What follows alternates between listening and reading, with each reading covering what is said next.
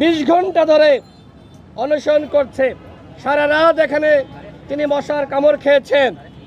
শুধুমাত্র তারেক ভাই না, এরকম আরও অনেক দল আছে যারা রাজপথে সবসময় সক্রিয় ছিল, আমাদের সাথে লড়াই সংগ্রাম করেছে।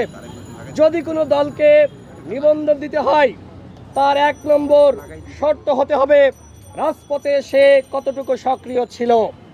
এর বাইরে ওই বিভিন্ন জায়গায় টাকা পয়সা দিয়ে কমিটি দিয়েছে, আমরা দেখেছি এর আগে নিবন্ধন পেয়েছে যে অফিস নাই, একটি বাসাকেই অফিস হিসেবে দেখানো হয়েছে। এই সকল দল নিবন্ধন পাবে, আর তারেক রহমান নিবন্ধন পাবে না, আম জনতার দল নিবন্ধন পাবে না, সেটি আমরা মানব না। আজকে আমি আমার ব্যক্তিগত আবেগের জায়গা থেকে তারেক রহমানের সংগ্রামের প্রতি শ্রদ্ধা দেখানোর জন্য এখানে সংহতি জানাতে এসেছি।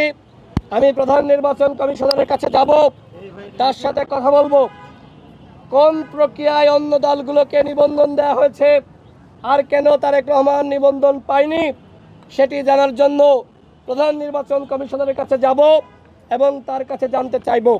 এবং আমাদের স্পষ্ট কথা, যারা অতীতে নিবন্ধন পেয়েছে তাদেরও যাচাই বাছাই করতে হবে। এবং আমি আবার উল্লেখ করি, নিবন্ধন পাওয়ার 1 নম্বর শর্ত হতে হবে রাজপথের সক্রিয়তা। হাসিনার বিরুদ্ধে যারা লড়াই করেছে তাদেরকে নিবন্ধন দেওয়ার ক্ষেত্রে অবশ্যই গুরুত্ব দিতে হবে। আমি আজকে ব্যক্তিগত পর্যায় থেকে আমাদের রাজপথের সংগ্রামী সহযোদ্ধা, ভারতীয় আধিপত্যবাদী শক্তির বিরুদ্ধে লড়াকি সৈনিক, রাজপথের সংগ্রামী নেতা, 2018 সালের কোটা সংস্কার আন্দোলনে যিনি গুরুত্বপূর্ণ ভূমিকা রেখেছেন, বলা যায় যে কোটা সংস্কার আন্দোলন সৃষ্টি করেছেন। আমাদেরকে আপনারা দেখেছেন সামনে থেকে নেতৃত্ব দিয়েছি, কিন্তু এই আন্দোলনের উদ্যোক্তা ছিলেন তারেক রহমান।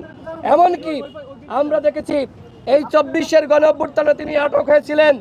আমরা দেখেছি বিজিবির গাড়ি তিনি কিভাবে আটকে দিয়েছিলেন, গাড়ির সামনে এইভাবে দাঁড়িয়েছিলেন, এবং সেই ছবি ভিডিও সারা দেশের মানুষকে জাগ্রত করেছিল। তিনি লাঠি হাতে এদেশের মানুষকে রাজপথে নেমে আসার আহ্বান জানিয়েছিলেন। অবশ্যই এই তারেক রহমানের দল আম জনতার দলকে নিবন্ধন দিতে হবে। এই মুহূর্তে আমি নির্বাচন কমিশনে যাব তারেক রহমান ভাইকে সাথে নিয়ে। প্রধান নির্বাচন, আপনি যাবেন না? আচ্ছা, আমি কথা বলবো।